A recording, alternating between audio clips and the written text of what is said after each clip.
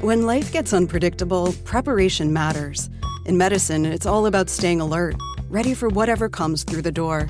On the road, it's no different. That's why Volvo designs vehicles to help anticipate risk, reduce harm, and protect lives. The Volvo XC90's advanced safety systems inspire confident decisions wherever the road takes you. The Volvo XC90, for life. Proud sponsor of the Pit Podcast. Learn more at volvocars.ca/safety. Welcome to the second hour of the Elias Macko Show. Everybody, don't panic. Here's the message. Do not panic.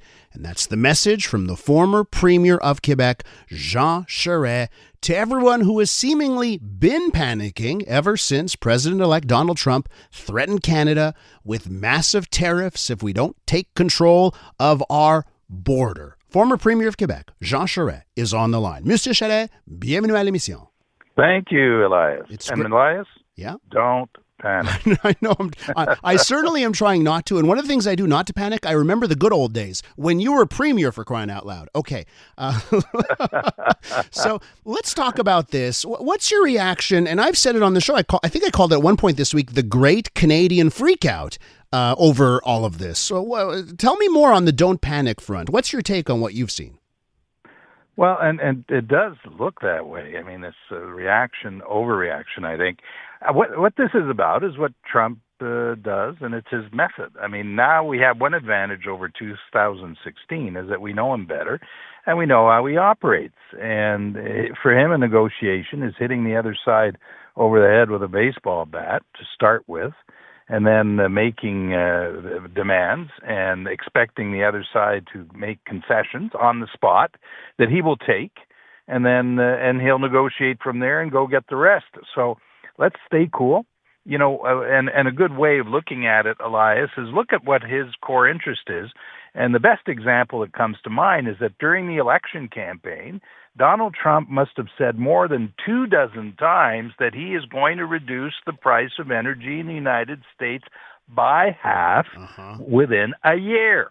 Well, the biggest export that Canada sends to the United States is oil and gas. We supply 60% of all the foreign oil that the United States buy, and it's a very integrated market. If he slaps a 25% tariff on the oil and gas or other energy that we send, including hydro, to the United States, he is going to be increasing the price of gas at the pumps for every American citizen.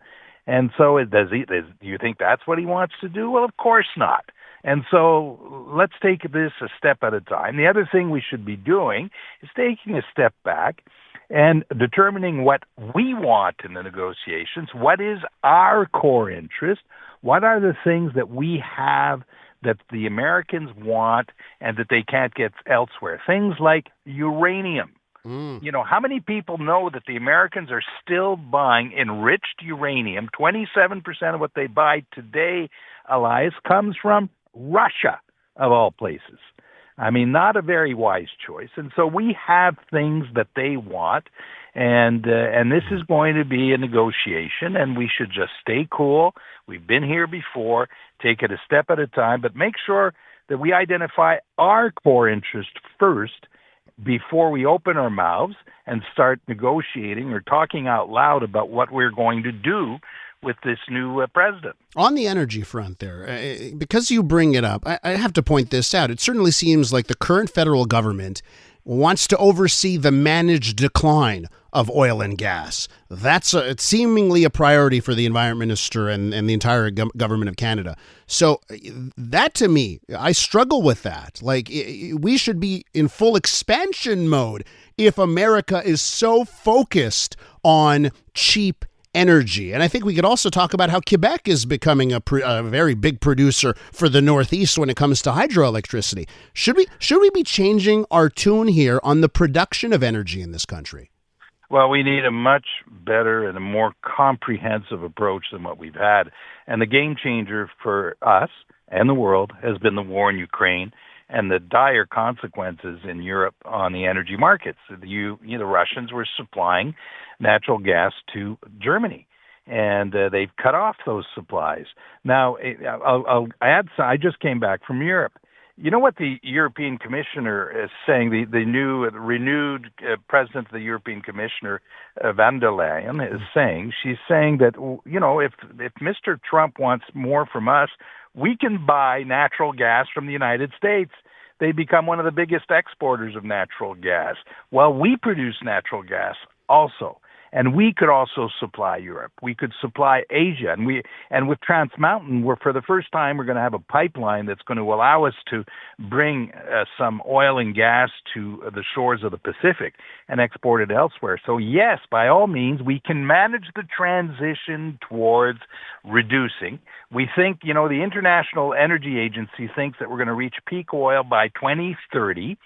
The investments in the years to come are mostly in renewables. They're not in carbon, and we're going to transition out, and Canada should be part of that orderly transition as we become a safe supplier to the rest of the world with the energy we have. We're with Jean Charest, former Premier of Quebec. We're talking tariffs and trade. On the tariffs, the United States, Donald Trump brought in tariffs against China when he was president the first time. The Biden administration has kept those tariffs, in some instances raised those tariffs.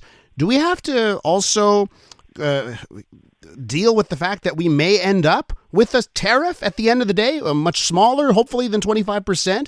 But do you think that's actually on the table? I think it's what President Trump will ask for. By the way, one interesting twist in what he did, because this 25% sort of comes out of, left field.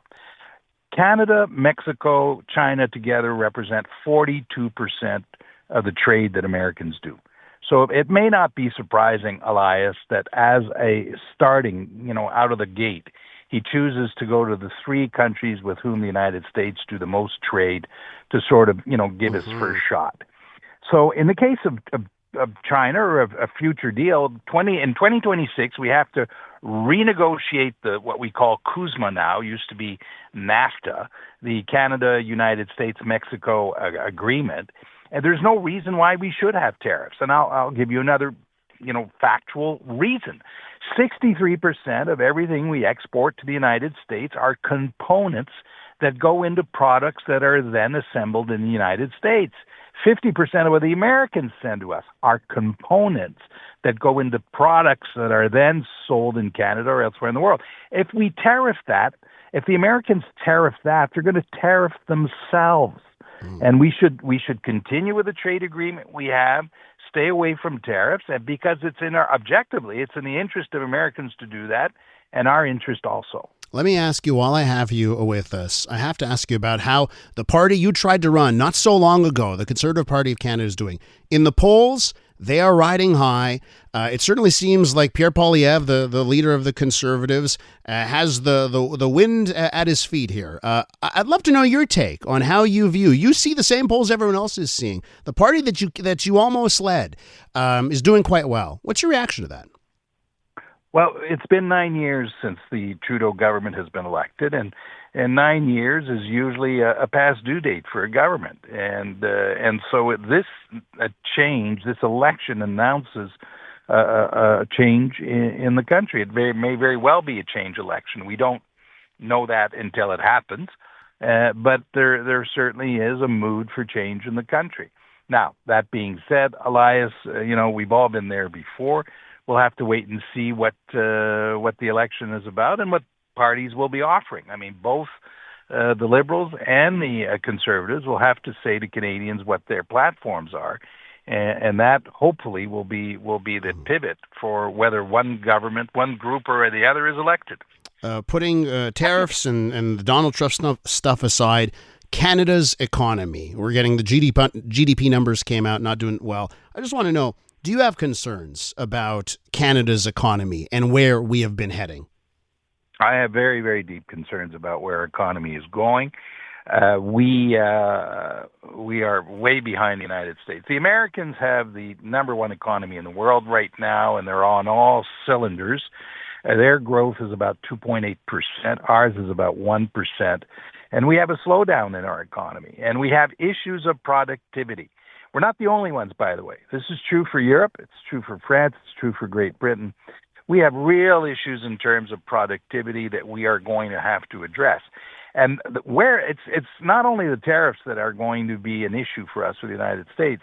If Trump implements his agenda, his growth agenda, which is where I think he will go. Look at this story today as being a choice that he has, at either going towards a growth agenda or one on tariffs that will provoke more inflation, higher interest rates, a stronger American dollar. Most people in the American market and people in the stock market think he's going to lean on the growth agenda. Now, what does that mean? Lower corporate taxes, more deregulation in particular, more development of the energy sector. That for Canada will be a challenge, Elias. Yeah. That is also going to be a challenge. We cannot pretend that we don't live next to the United States. And we have to be competitive with the American market. And that is what is missing now, I think, in the equation. We need a rethink of how we operate our economy. We need a rethink of where we are in the world and what our narrative is. And that should be part of the debate in the next election campaign. Mr. Charest, listen, you are still as feisty and you've got so much energy and ideas. I love it. Come back real soon. Thank you, Elias. Take care. Jean Bye-bye. Charest, former Premier of Quebec.